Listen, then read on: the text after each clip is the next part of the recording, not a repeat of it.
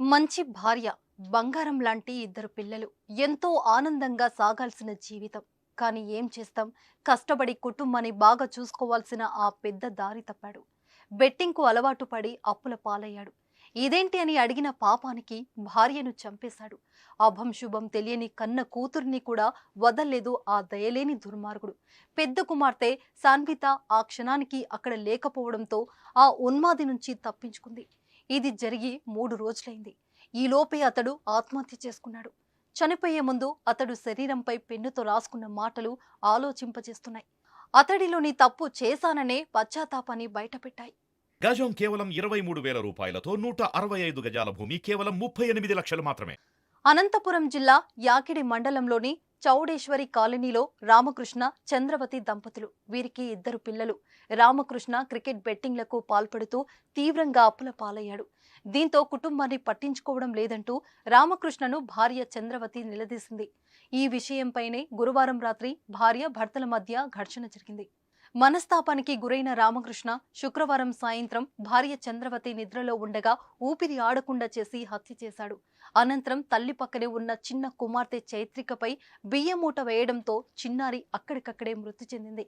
ఇద్దరిని హత్య చేసి రామకృష్ణ అక్కడి నుంచి పరారయ్యాడు.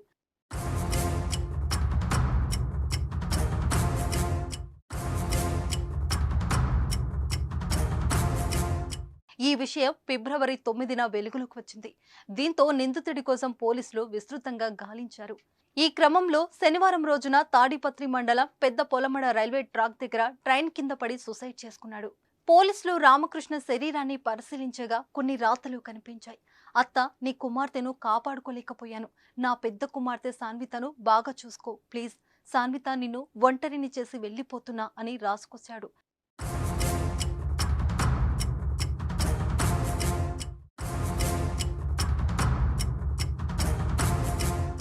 తాను చేసిన ఘోరమైన చర్యకు పశ్చాత్తాపం పడ్డాడో లేదా తన కూతురు ఒంటరైపోయిందని భావించాడో తెలీదు, కానీ చనిపోయే ముందు చేసిన తప్పుకు గుండె బరువెక్కి పెద్ద కుమార్తె సాన్విత గురించి ఆలోచించాడన్నది అతని రాతల ద్వారా తెలుస్తుంది. బెట్టింగ్ అనే చెడు అలవాటు ఆ కుటుంబాన్ని చిదిమివేసింది. తాను తప్పు చేసి ఏ పాపం ఎరుగని భార్య, కుమార్తెకు శిక్ష వేశాడు రామకృష్ణ. తర్వాత తనకు తాను శిక్ష వేసుకున్నాడు. తల్లిదండ్రులను కోల్పోయిన సాన్విత ఒంటరైంది, అనాథగా మిగిలిపోయింది. ప్రతి పిల్లలు తన తండ్రి హీరో అని భావిస్తారు. కానీ రామకృష్ణ కన్న పిల్లల పాలిట విలన్గా మారాడు. కుటుంబ పెద్ద బాధ్యత లేకపోతే ఎలాంటి తీవ్ర పరిణామాలు చోటు చేసుకుంటాయో ఈ ఘటన తెలియజేస్తుంది.